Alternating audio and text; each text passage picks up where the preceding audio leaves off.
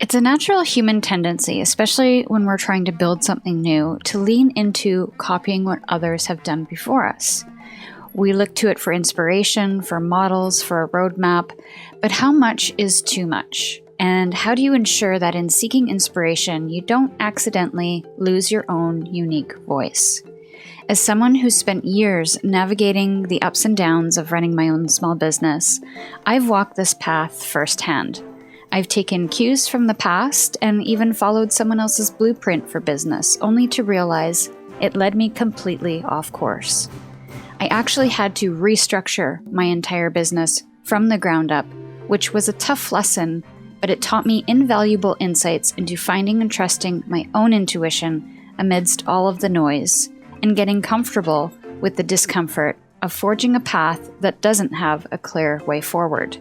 In this episode, you're going to learn why we naturally gravitate towards copying in the first place, beyond just chasing profit, how to spot the signs that you might be veering too far off your own path, and most importantly, how to confidently forge a path that is uniquely yours, even when there's no how-to guide. So go grab your favorite beverage and let's dive in.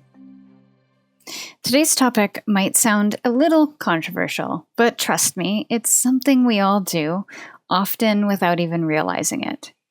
Copying. Now, when I say copy, I'm not talking about blatant plagiarism or ripping off copyrighted work. That's a whole other conversation for another day. What I'm getting to here are the non-proprietary ideas, those sparks of inspiration that can genuinely influence our path and our processes. Kids do this all the time, right? They watch, listen, and mimic the world around them to figure things out. Their reactions and consequences teach them and help them grow.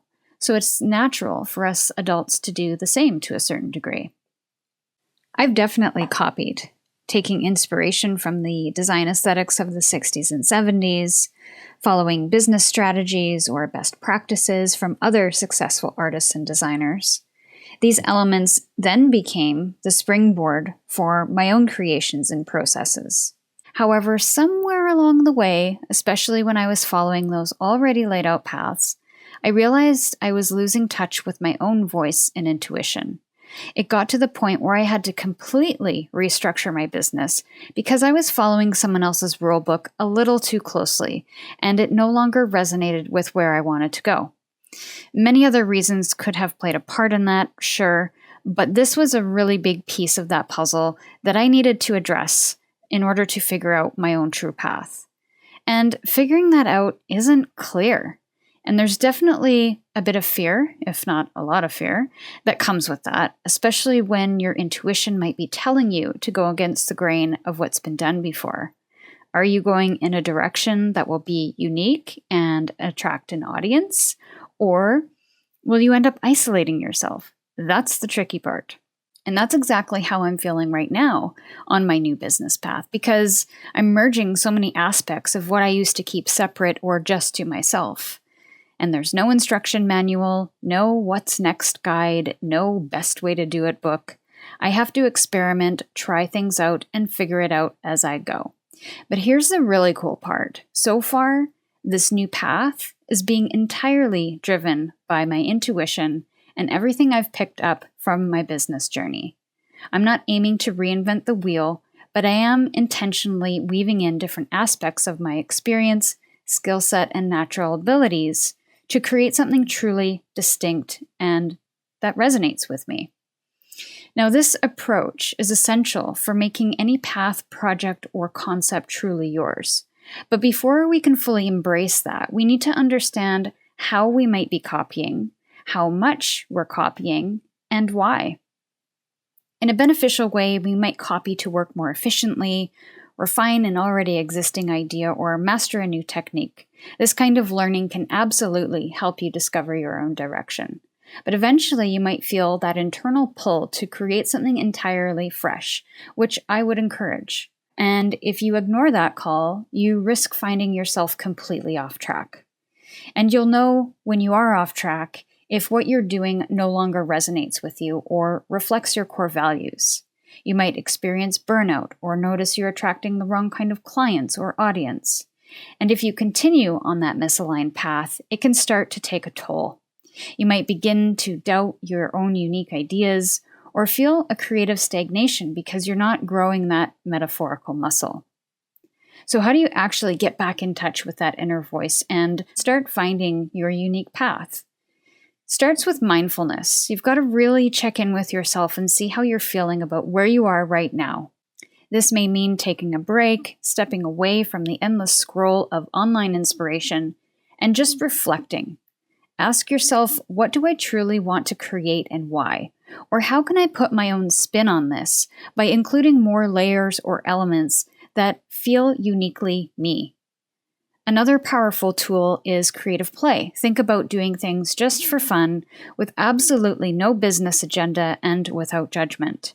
Maybe it's painting without a plan, doodling, or just letting your mind wander and gather ideas from your own experiences, reflections, and insights, and see where that takes you. By reconnecting with your intuition and inner voice, you'll be guided towards what feels truthful for you, and in turn will help you build a genuine, authentic connection with your audience and your business. Now, I have to warn you, on this path, there will be fear. There will be discomfort, and there will be a lot of personal and professional work because you are stepping into uncharted territory. That doesn't mean that where you're going is incorrect. It simply means you're exploring something new and learning. So my biggest tip for moving through this is to take small, iterative steps. Don't try to overhaul everything in a day, a week, or a year. Moving slowly will allow you to make adjustments and learn before you take that next step, or take big leaps. You'll also likely need to find some kind of support as you build this new business or project, especially if this is your main source of income that you're now making adjustments to. This could be financial support from a 9-to-5 job, or emotional support from friends, family, or other business owners. I've definitely done all of these things and am implementing a couple of them right now. I still run my product-based business, but I'm also actively exploring new projects and ideas that aren't necessarily what I've done before. I'm also taking on freelance design and illustration work, as well as the occasional tarot reading. So there's a lot of things going on and there's a lot of overlap, and it's been this way for months. And I'm sure that will continue for the next year or more as I figure out exactly where I'm headed and what it's all going to look like. On a more personal note, I also recently took an 8-week course focused on finding my career archetype, and this involved gathering insights from multiple sources to identify through lines, passions, and areas of growth or resistance. It was an incredibly profound and foundational experience for me, which helped me get to the essence of who I am and what business or job will truly resonate with me for the long term. So the final tip, and one you'll need to explore deeper on your own, is actively connecting with your intuition. This is that quiet yet incredibly sure inner voice.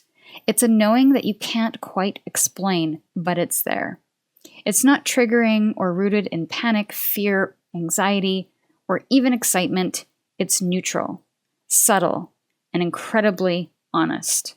But it only comes through when the distractions are removed and you can settle into being rather than doing.